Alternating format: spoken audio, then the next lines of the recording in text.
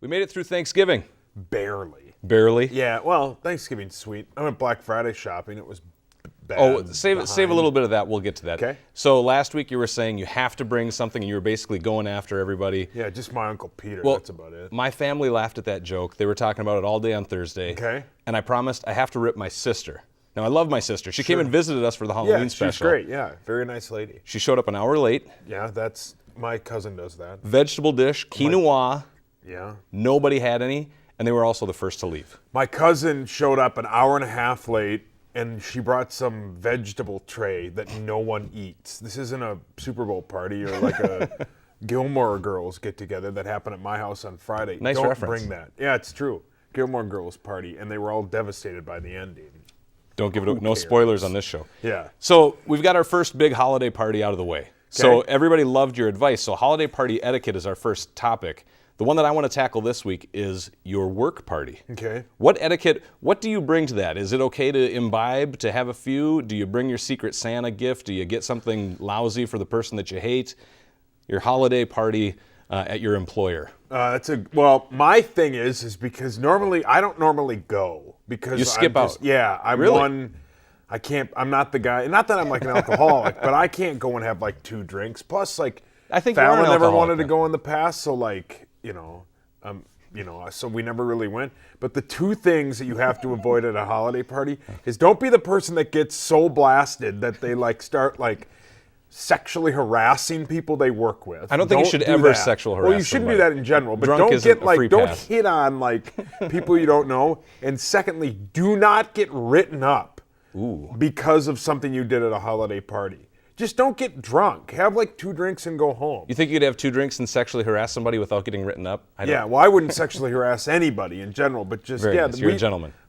I've heard stories of people that go to these parties and they're like, yeah, so-and-so got so drunk, they were like hitting on the boss. I'm like, what? They were looking for a promotion. Yeah, but that's not the right way. This isn't Cinemax. So, that's not how it at our works. holiday party, are you going to hit on Todd?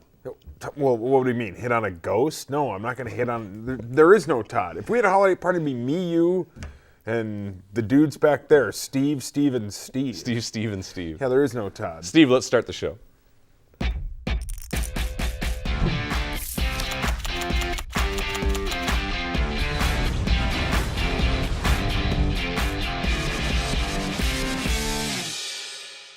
All right, thanks for watching. I'm Matt Montgomery. He's Paul MeatSauce Lambert. We're trying to have fun with the holidays because obviously sports in this town are so dang depressing every week to talk about it.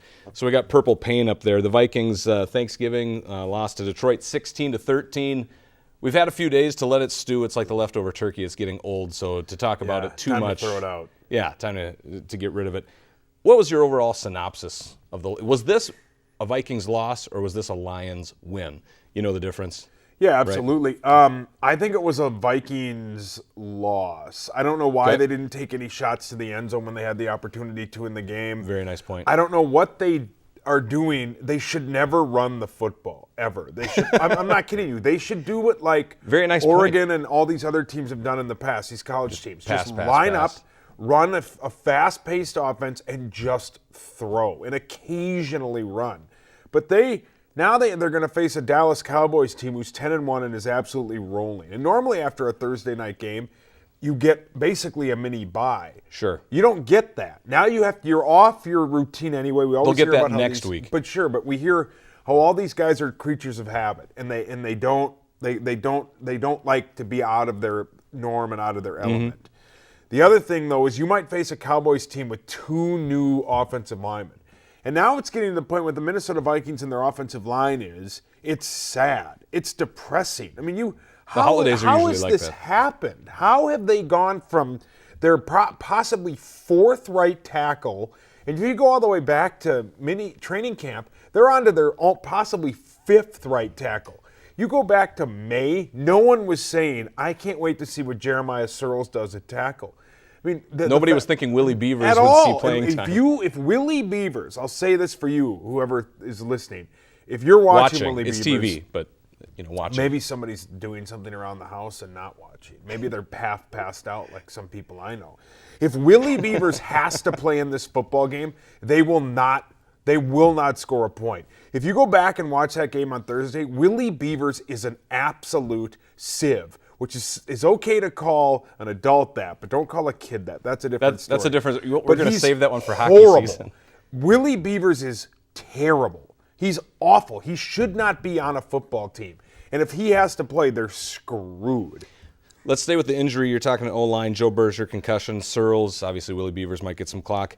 They didn't have Stephon Diggs on Thursday. They didn't have Terrence Newman, and they also didn't have Marcus Sherrills. Do you think those injuries, obviously it's hindsight, do you think those injuries had a major impact in the game, possibly causing the loss? Oh, I think not having Stephon Diggs is bad.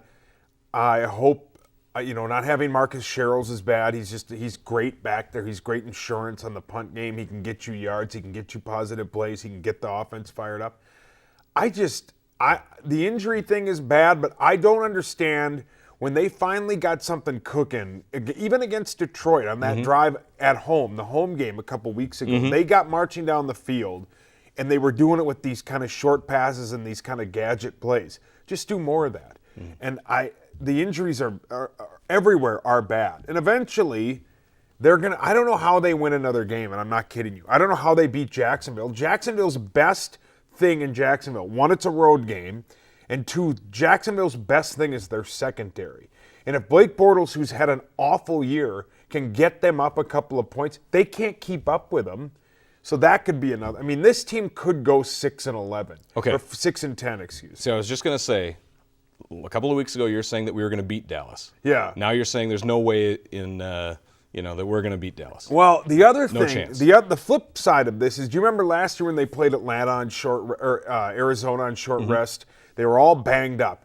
And other than a Dwight Freeney strip sack on Teddy, they might have won that game. Right. Dallas is unstoppable. Everything they have. They have the best offensive line in football. They have the best running back in football. Des Bryant will dominate. I don't know how they win. Okay, so you take that we'll mark that down as a loss. Sure. Beyond that, you don't think they have another? We got Jacksonville, Chicago, Green Bay, and who's the other one? Well, Chicago, the Matt Colts. Barkley, I think, threw 3 touchdowns today. The Colts defensively are bad, but if Andrew Luck's bad, the problem that they're running into now is you can't trust this defense anymore. So but the defense only gave up 16 points. Sure. That should be enough to get a win in the NFL. It should, but right? this offense they don't do anything. They don't take shots down the field.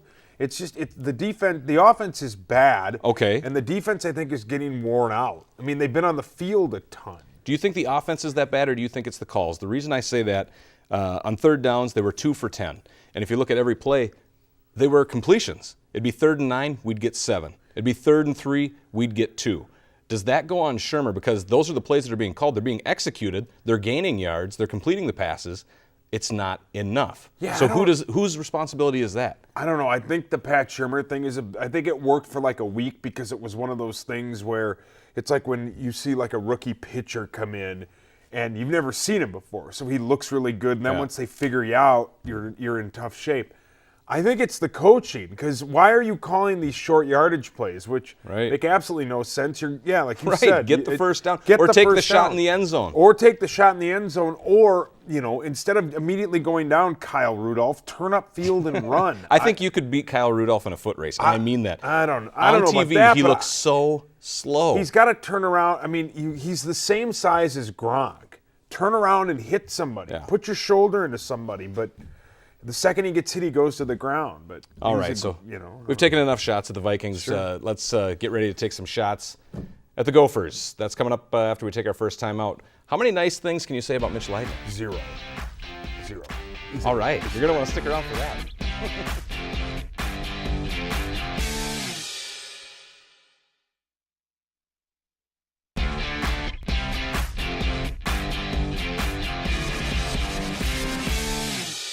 All right, welcome back. Overall, you're a very nice guy. I appreciate that. I'm going to try to get you going. I want you to get angry. I want you to get mean. I want you to say as many bad things you can about everybody that we talk about in this entire segment. Does that sound fair? Deal. All right. I can do that. So let's do it. Let's start off with the easy, the large target, Mitch Leidner. The Gophers lose 31-17 to Wisconsin. They're 8-4 in the year.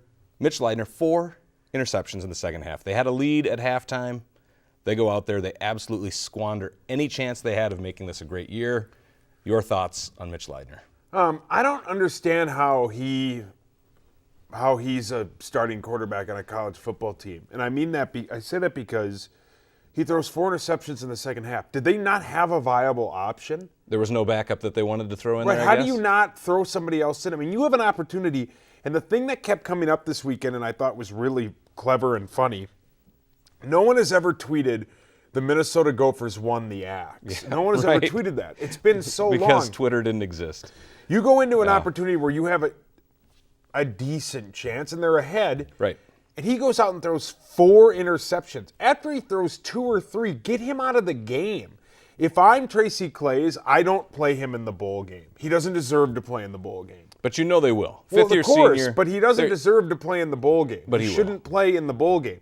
He's embarrassing to college. That was awful. He's throwing these interceptions that look like somebody who's never. We've seen games this year with Mitch Leidner where it looked like he's never played college football, where he looked like a high school senior that's playing college football. He's the worst quarterback in college. In college, you name another one. I couldn't. He's the worst college quarterback in the country in Division I football. If you had a draft of all the quarterbacks, he'd be one of the last ones taken. He's terrible. He's the worst Big Ten quarterback. He's awful. He lost him that game. Yeah, he should quit. If I were him, I'd quit. But he has more work ethic than I do. No, I asked you to be mean. Now let's take it back a notch. Okay. Let's say he's probably a really nice guy. Sure, he might sure be, he's a but nice he's terrible at football. All right. So My dead grandma's a better quarterback. Tracy Claeys, his future. You brought his name up. Do you think that after this performance and after this year that the AD Mark Coyle is thinking, this might be enough of Claeys, let's move on? Well, or do you think that he says, this one season since I've been here, got to stick with him? it'll be tough because it'd be tough to fire a coach that possibly wins 9 football games. 9 football games, 9 college. You wouldn't fire maybe an NFL coach that won 9 football games, but 9 wins in college football is huge. But this was such a soft schedule. They were almost guaranteed to win 7. As I said when we did this show, if they'd lost to Rutgers, I would have fired him. I would have fired him on the field. I don't know if you have to find a better option. I mean, if you truly think that you could get a Les Miles, or if somebody else around, because more people are going to get fired. Brian Kelly might get fired from Notre Dame. There's a lot of coaches that'll the Texas? Yeah, Strong. he got fired. There's going to be some decent coaches out there. If you think you can get one, it is a Big Ten job. It is a nice outdoor stadium. It's on campus. They got that new center coming. I get that. I don't know if you could fire him with 9 losses and then in 9 wins, excuse me. In what? 16 months? Yeah. 16 Since months taking over they have 2 new coaches. You're going to get rid of 2 coaches? This is their 5th consecutive bowl game that ties a school record, which seems very positive. But like you said, if this is some worthless bowl game, the citrus salsa bowl, I don't know. In San Diego that you would go Which to. I'm going to if they You're go. going to be there. And I'm going to boo them if whoever they play. You're going to wear Washington State gear and cheer for the Cougs. I'll wear a Ryan Leaf jersey. Nice. I always cheer for the Cougs. Nice. Good for you. Thank you. But I think you meant that to be dirty, but I'm going to take it as Washington State. Tracy Claeys should stay around. If you can find a better option, do it. But you can't fire a guy that wins 9 games. You just can't. All right. Let's stay with football. Prep football. You played high school. Kind of. Minnetonka skipper. Yeah, it was terrible. Good for you. Yeah. This weekend, the Prep Bowl. The biggest game. Totino Grace beats Eden Prairie. Yeah. Your thoughts? Well, I was telling you before we did this that there were nothing worse than the Eden Prairie kids. They were mean. They talked so much trash, and they were just mean.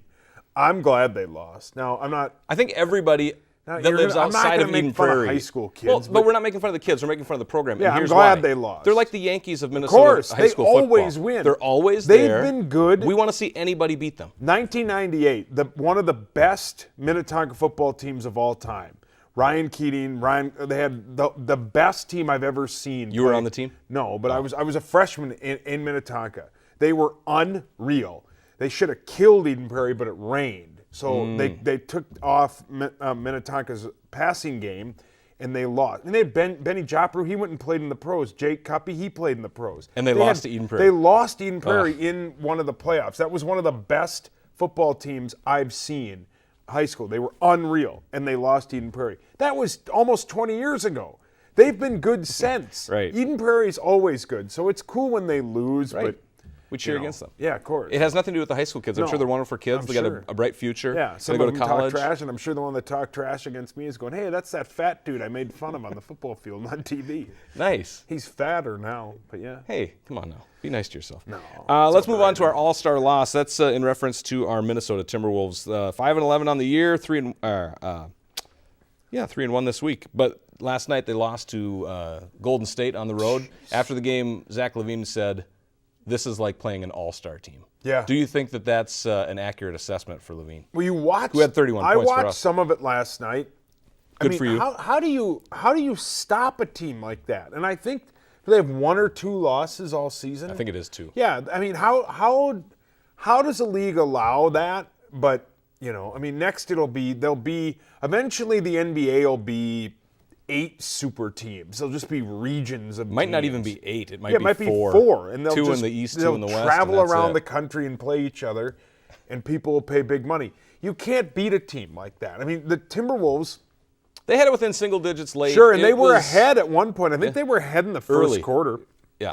They beat them last year, but then you add Kevin Durant. I mean, you add They didn't have all Draymond these Green pieces. playing last night. Anderson Varejao was still in the league, and he got clocked Yeah, yesterday. it's bad. I don't know. It's not. You can't say it's not fair, but the league allows it. I mean, the league wants these big market powerhouses, Right. Because then they're everywhere they go, people watch and all that, and it sucks. It sucks for a team like the Timberwolves, who you think 3 or 4 years from now could be up there, but 3 or 4 years from now they'll probably all displace and go somewhere else. So it's tough. You can't beat an all-star. I mean, that Golden State Warriors team is the team you would put together if you were turned on a video game And you could and open could rosters, pick a team. whoever you want. 4 of those guys would be on your team: Durant, Curry, Thompson, Clay, and then that other Draymond Green who kicks people in the seeds. But, you can't beat a team like that. Wonderful reference. Thank you. All right, time for us to take a break. Get that beverage ready. We're going to be drinking. And what happened here this last week? It was Thanksgiving, and then what? Christmas? Black Friday. Oh, yeah. That's Black our Friday. theme. All right, let's Sweet. take a break.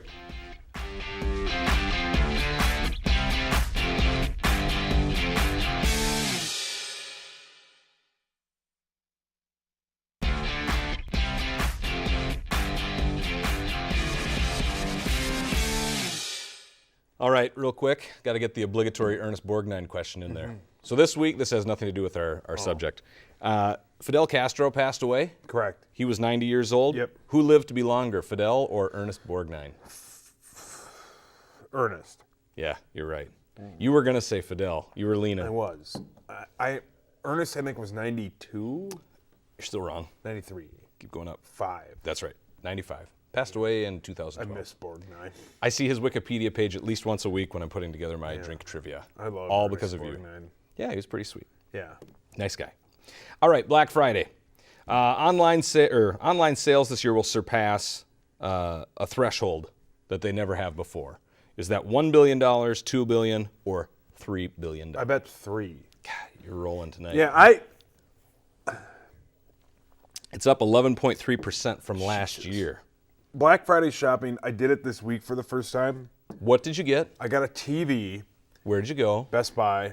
Did you fight anybody? No, but I got in line. I got there at like 5:15. My family Trample ate, anybody and at the then door? I left. No, but there were, they had what's that thing called? Where like a corral where you go through to get into queue? the place. And there were, I line? bet there were 1,500 people in that Best Buy. It was packed. The Target line, if you ever drive down 394 and there's a Target in Byerly's on 394, the line to get into the Ridgedale Target, the line to get into that Target went from that Target all the way down to where you get your groceries on the other side for Byerly's. What? For what? I don't know. What doorbuster? I mean, yeah, I you just can don't get get it. You can get most of it online, and now all these sales go through the end of. Right. And if and as a lot of people say, Corey Cove was a huge Black Friday shopper. Now all these places overstock this stuff because they know they're going to sell them. And if the only way you can get a pair of like Beats by Dre headphones is to get them on Black Friday, you probably can't afford them anyway. So you shouldn't be buying them. Sure. But, it was fun. It was a cool experience. I stood in line for an hour and 15 minutes just to get a TV. Did everybody that recognize you and stop and talk to you and get in your way, and you're like, I'm trying to get my TV? No, one guy didn't. He was like, you don't have to wait in line. I'm like, no, I'm waiting in line. I'm not going to be that He's going to give you the secret pass? Yeah, then one of the guys that worked there. I'm like, I'll wait in line. One lady that was in front of me was fanning herself because she was hot. Just waiting vodka. outside? You could just, she was hammered. And I'm like, ugh. No, we were inside. One of your relatives? No. The other lady?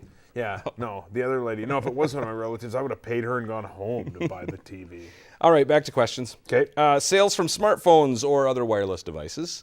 They also topped $1 billion this year. Walmart and Target say a certain percentage of their customers bought stuff that way this weekend. Is it 50%, 60%, or 70% from the old smartphone? 50. Wrong. 60? 60. Jeez. Yeah. So people, you don't even have to do Black Friday anymore. You can grab your phone, Yeah. look up the deal, order, boom, you're done. Well, I think a lot of people, what they do is because the best thing that Black Friday has now being online is people get hammered because, 95% of their family they can't stand because most of their family sucks. So they get drunk and then I have they a go, great family, I'm by the gonna way. buy this. Yeah. And they buy it, and next thing they know, they've got like a paper towel Elvis thing. So you're saying that they spent the holiday with their head buried in their phone rather than deal with people? Oh yeah, I walked in and that's what everybody was doing at my mom and dad's Happy place. Thanksgiving, Everyone was everybody. on their phone. Yeah. Nice. Yeah. People in America, what percentage of people do you think go shopping at least sometime over the holiday weekend, Black Friday all the way through the next week? Is it 40, 50, or 60% of Americans will go shopping this week? Oh, 60. Mm-hmm. Yeah, obviously. These multiple choice, you're just nailing it. This is your week. What does the term Black Friday mean? Econ Business 101? No idea. It's the terms. They're usually in debt. They're in the red they're in the black. Or in the red, then they go into the black. It's when they're making profit. Oh. So see, they have a bad year up until the holidays hit, and boom, then they're making money. Is that why it's called that? That's what I did not It has know that. multiple. If you Google it, you'll find a lot of different reasons. That's the most accurate one that I believe. Well, if you have stock in Best Buy, you're rolling in it with the people that were there on Thursday. But I did not know that. Good drinking segment. You learned something here. Real quick, Cyber Monday. Yeah. It began in 2005. What do you think the average person average person spends Cyber Monday? $144, $164, $184. If you take hockey out of it, it's probably the lower number. Yeah. But since hockey's in that number, No, you were right the first time. yeah, 144. Yeah, We got to take a break here. Yeah, I'll spend that tomorrow. We'll finish this drink. All right, we'll see you after this.